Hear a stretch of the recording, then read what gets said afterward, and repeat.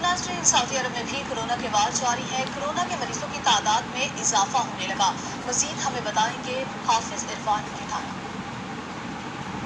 पूरी दुनिया में जो है कोरोना वायरस की वजह से दहशत और खौफ की एक बड़ी लहर पैदा हो चुकी है।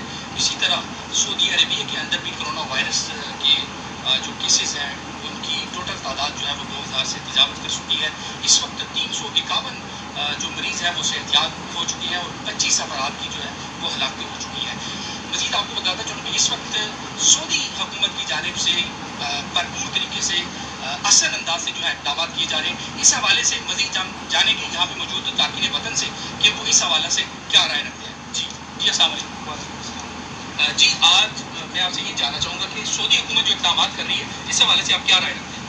बहुत अच्छा इकदाम किया जी सऊदी हुकूमत ने, जिन्हों के काम एक्सपायर होने वाले सी उन्होंने डेट बढ़ा दी है। तो जिन्हों के 3 महीने तो घट सन काम रह गए डेट खत्म हो चुकी, उन्होंने डेट बढ़ा दी है।